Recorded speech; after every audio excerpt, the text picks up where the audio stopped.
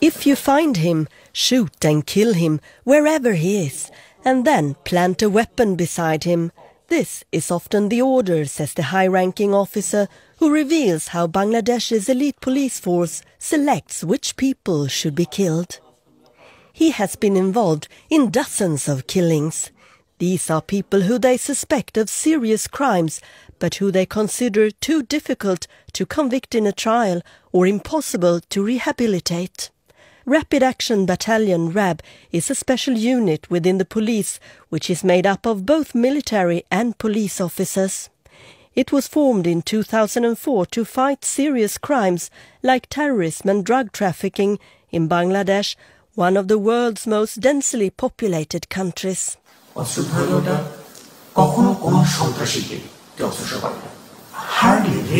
The officer does not know that he is being recorded.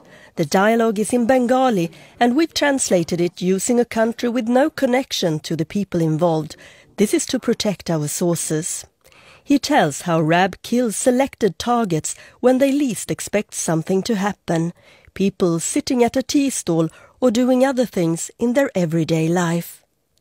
The high-ranking officer is telling straight out how the police take bribes from criminals.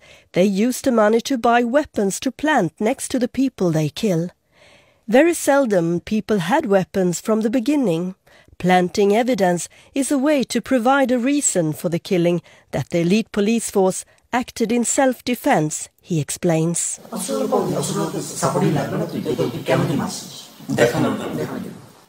Because without arms, this very sensitive recording is almost 2 hours long.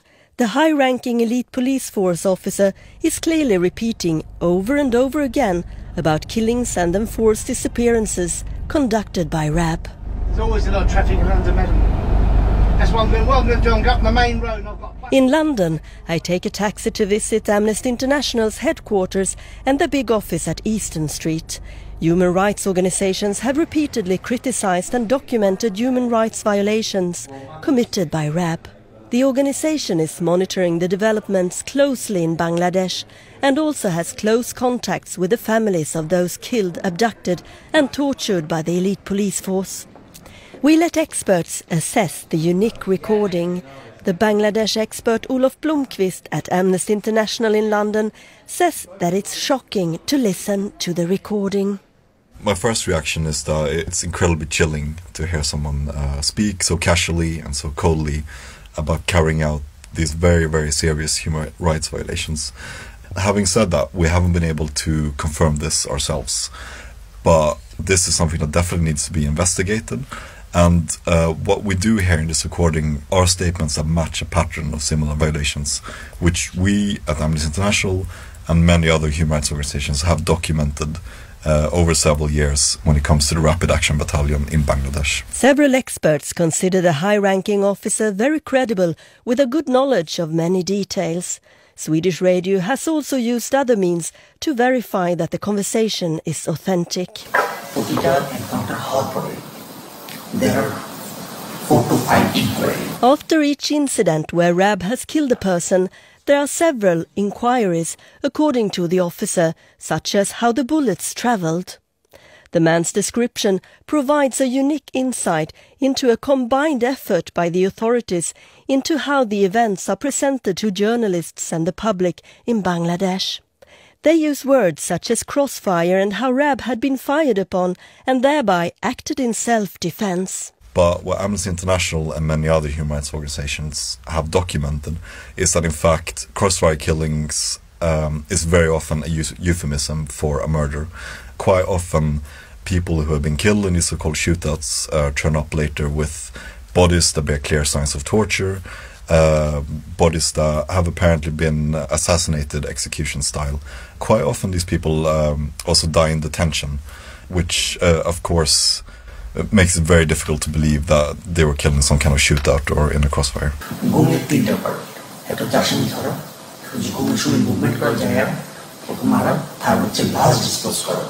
RAB is also often criticized over abductions, people that are caught and later found dead or who never return home.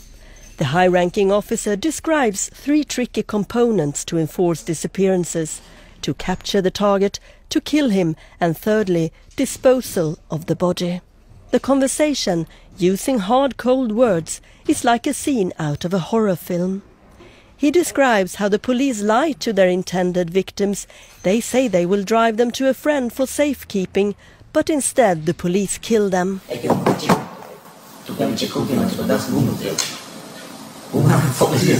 Everyone is not an expert on enforced disappearances, he says. We have to make sure no clue is left behind, no ID cards that slip off. We have to wear gloves. We can't leave footprints behind and have to wear covers on our shoes to prevent that. We can't smoke during these operations, he explains. Officers must be perfectionists and control each other. The high-ranking officer says people disappear like this every day. Also innocent people disappear. Anyone can be killed in this way, the RAB officer says. This can be a way of getting rid of political opponents, and there are forces that want to remove a large number of people, according to the RAB officer. He expresses the opinion that this may be a way of controlling population growth. There are so many horrible details in the recording that the translator needs to go out several times for a breath of fresh air. Disappearances have skyrocketed. It's a very widespread problem, says Olof Blomqvist at Amnesty International. Very often, those who are killed or disappear are activists or people belonging to the political opposition. No one is safe in the country, he stresses. It is something that's absolutely needs to be looked into more, and it's also quite often in other cases in Bangladesh we've seen how authorities are able to take advantage of or use the judiciary to sort of target or level criminal charges against political opponents or other critics.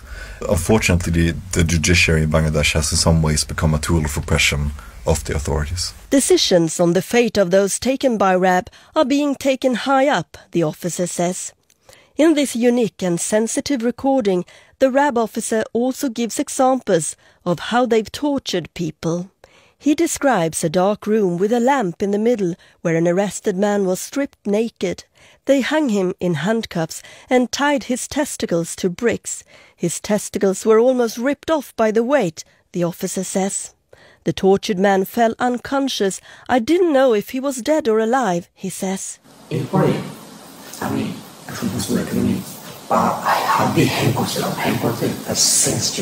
Bangladesh on paper actually has a fairly progressive anti-torture law.